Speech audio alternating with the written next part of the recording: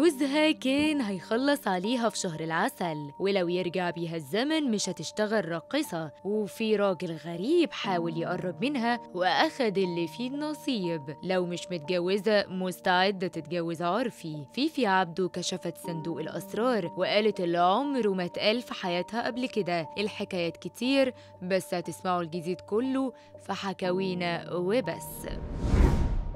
اعمل اللي انت عاوزه يا حبيبي، مش انت شايلني مسيرك تنزلي.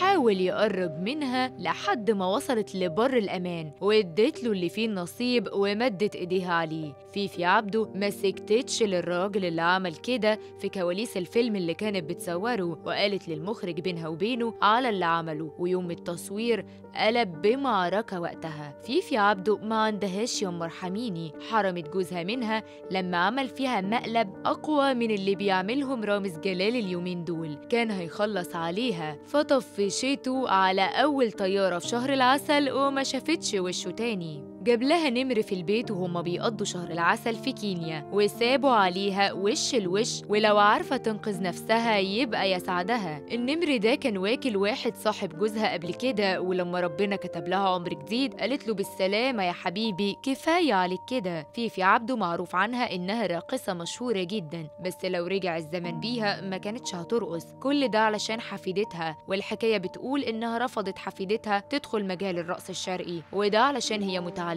وهنا بقى فيفي شايفة إنها لو اتعلمت كانت هتتنور أكتر وما كانتش هتعمل كده في نفسها. يعني لو متعلمة زي حفيدتها ما كانتش هترقص. فيفي عبده دلوقتي تفكيرها اتغير خالص، بقت بتفكر في التربة وبتشتري الكفن بتاعها عشان لو ربنا استرد أمانته في أي وقت تبقى مستعدة. هفكر في التربة أكيد الأيام اللي جاية، أمال هفكر في إيه؟ الكباريه؟ ما احنا شايفين كل شوية واحد ربنا بيفتكره. لو فيفي عبده انفصلت عن جوزها دلوقتي وما بقتش متجوزة هتفكر في الجواز تاني عادي جدا، مش عشان كبرت تعيش وحيدة. هي دي الفلسفة بتاعتها، بتحب الحياة، مقبلة عليها بشكل كبير، وهتشجع أي فنانة في سنها لو عايشة لوحدها إنها تفكر في الجواز وما تسيبش نفسها كده. كمان اتكلمت عن رأيها في الجواز العرفي واعترفت بيه عادي، عشان مش هتخلي الراجل يقرب منها غير لما يتجوزها، وهتعتبر الفترة دي خطوبة وبعدين تكتب كتابها رسمي. فيفي عبده بتحمد ربنا على اللي هي فيه وراضية بنصيبها وبالشغل اللي قدمته، ودلوقتي شايفة إن السوشيال ميديا والإعلام عاملين ليها انتشار كبير، وده مخليها مش هتشتغل في أي حاجة ولا أي مسلسل غير لو هي راضية عنه، ومش هتعمل حاجة غصب عنها حتى لو هي معاها فلوس تكفيها سنين من غير ما تشتغل. انتم بقى رأيكم ايه في آراء فيفي عبده والأسرار اللي هي كشفتها؟